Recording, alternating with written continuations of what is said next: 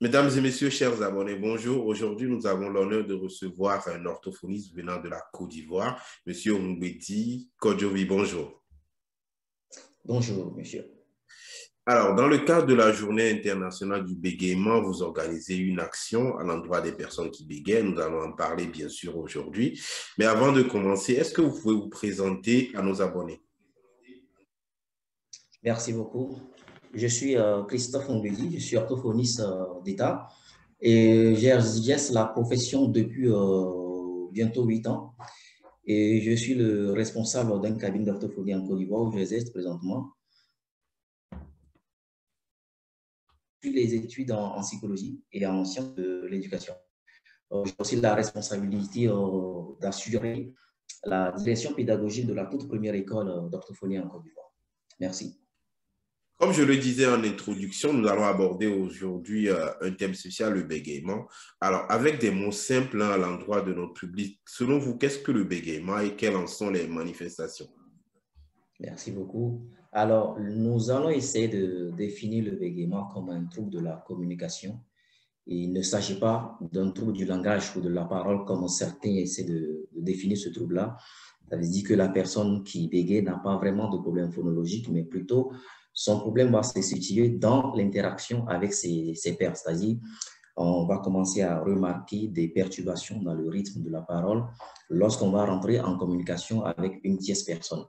Et comment est-ce que nous pouvons remarquer cela? C'est par des répétitions, ou bien des blocages, ou bien quelquefois des tensions qu'on observe dans le visage des personnes qui bégayent, ou bien carrément, ce sont des gens très rusés qui vont essayer de fuir certains mots et vont préférer utiliser des mots qui paraissent plus simples pour eux. Et donc, voilà un peu comment on peut définir le bégaiement. Alors, généralement, le bégaiement dans la population que vous rencontrez, c'est plus des adultes ou des enfants?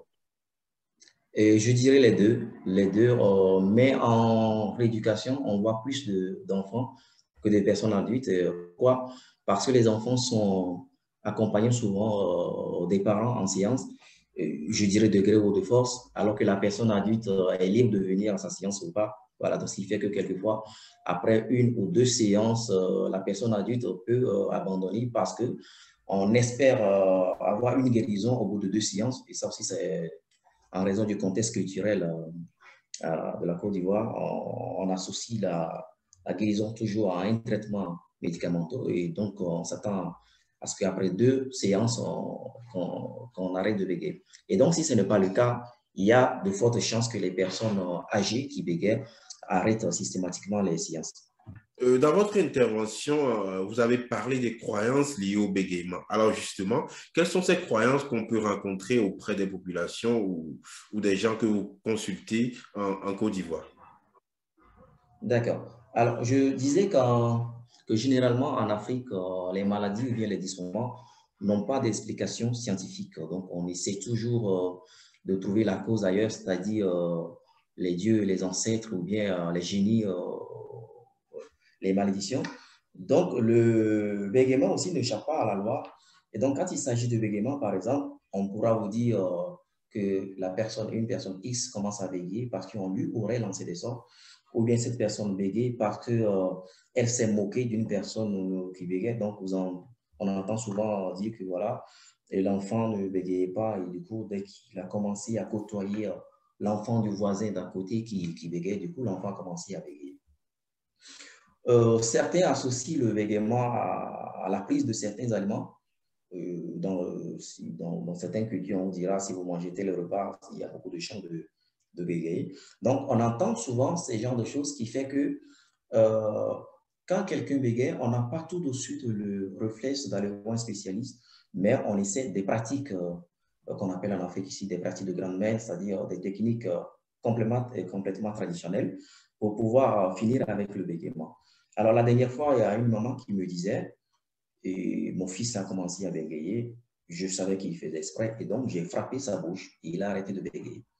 Donc, vous voyez déjà, pour cette maman, bégayer, c'est faire exprès, ce n'est pas une pathologie, ce n'est pas un dysfonctionnement. Et donc, c'est un enfant qui est en train d'adopter un mauvais comportement, et donc, il faudrait le frapper.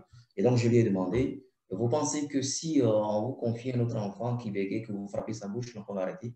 Elle a dit si, exactement, que l'enfant devait arrêter normalement. Alors, d'autres personnes également vont essayer de prendre certaines potions, que je dirais potions magiques, par exemple. On vous dira de boire de l'eau dans la coquille d'escargot et que ça guérit le bégaiement. Ou bien, vous allez boire de l'eau dans le mortier après avoir pilé votre foutou ou bien votre foufou et que cette eau-là devait guérir le bégaiement. Ou bien, quelquefois, c'est de boire de l'eau qui était exposée à un livre je dirais, à la nuit, et toute la nuit, par exemple, et que ces pratiques-là devaient aider les personnes. Et quelquefois, ça marche. L'effet placebo, je ne sais pas. Vous recevez beaucoup de personnes en consultation. Est-ce que c'est le bégaiement? Est-ce que le bégaiement, ça se soigne? Est-ce qu'on peut guérir du bégaiement?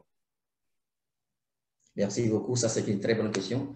Alors, quand on prend le mot soigner ou bien la guérison au thème propre, j'ai envie de dire non, parce que dans le cas du bégaiement, ce qui se fait, c'est la prise en charge psychologique ou bien la prise en charge orthophonique.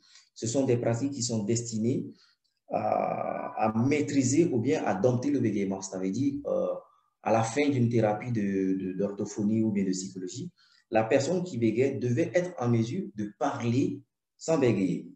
Mais dans son être, la personne demeure bègue. Ça veut dire que lorsque cette personne va rencontrer à nouveau une situation assez stressante pour elle, elle est en mesure de bégayer à nouveau.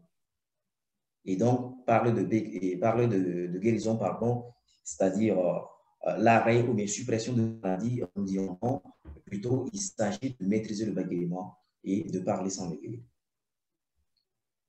D'accord. Justement, vous organisez une action, on le disait tantôt, une action dans le cadre de la journée du 22 octobre, une journée du bégaiement. Est-ce que vous pouvez nous en dire plus sur cette action et en quoi elle consiste? Merci. Et le 22 octobre, comme tout le monde le sait, c'est la journée mondiale du bégaiement. Et le cabinet d'orthophonie Les Merveilles est partenaire de la FINOPSI, qui est la Fédération des associations de personnes bègues en Côte d'Ivoire. Et chaque année, lors de cette journée, nous faisons des consultations gratuites pour toutes les personnes qui bégayent. Et à la suite de ces consultations gratuites, nous sélectionnons un certain nombre de personnes que nous voyons vraiment qui sont en train de souffrir.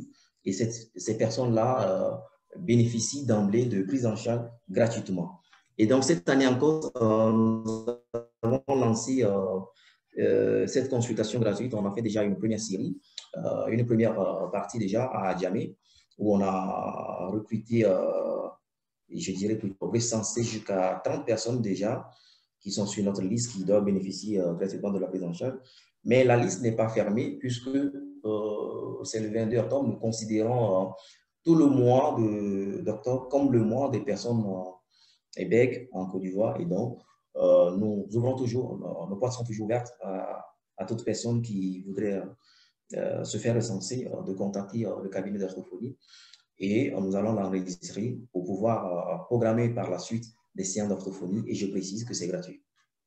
Alors, c'est gratuit, vos portes sont ouvertes. Où est-ce qu'on peut vous trouver, Monsieur Mbedi? Merci beaucoup. Le cabinet d'orthophonie se situe dans le quartier de la Riviera 3, non loin du lycée français Blaise Pascal et dans la rue qui est juste en face de la clinique médicale Saint-Viateur. Est-ce que vous pouvez donner un numéro? Bien sûr, vous pouvez nous retrouver au 01 03 85 47 33. Alors, j'aimerais préciser, là on parle du bégaiement, mais vous ne prenez pas en charge uniquement les patients qui souffrent d'un bégaiement, puisque vous êtes orthophoniste. Est-ce que vous pouvez nous donner une liste des pathologies que vous rencontrez le plus souvent? Le domaine de l'orthophonie est très large, hein, le domaine de compétences, je voulais dire. Et donc, il ne s'agit pas que du bégaiement que nous traitons au cabinet d'orthophonie. Nous avons quand même un champ assez large. Alors, par exemple, on a davantage de cas de retard de langage, de retard de parole, des, si vous permettez, des difficultés des apprentissages scolaires, ce que les gens appellent communément les dyslexies, les dysgraphies, les dyscalculies. Et nous sommes aussi très doués, si vous permettez le terme, dans la rééducation des dysphonies et des aphasies également. Il y a dans le cabinet 3 orthophonistes. Il y a d'autres collègues qui s'intéressent particulièrement aux cas d'autisme et des cas de trisomie 21 ainsi que des cas d'IMC. Merci, Monsieur Ngwedi, pour d'avoir accepté notre invitation. Est-ce que vous avez un dernier mot? C'est moi plutôt qui vous remercie. J'espère quand même qu'à travers votre chaîne, on aura davantage de personnes qui aient accès à l'information parce que c'est ce qui fait défaut en Côte d'Ivoire. Et quelquefois, les parents ne savent pas qu'il y a des spécialistes orthophonistes en Côte d'Ivoire. Et ce qui fait que même s'ils sont dans le besoin, ils ne font rien. Alors, si grâce à cette chaîne-là, on va pouvoir toucher beaucoup de personnes, ça ne ferait qu'aider la population. Merci beaucoup.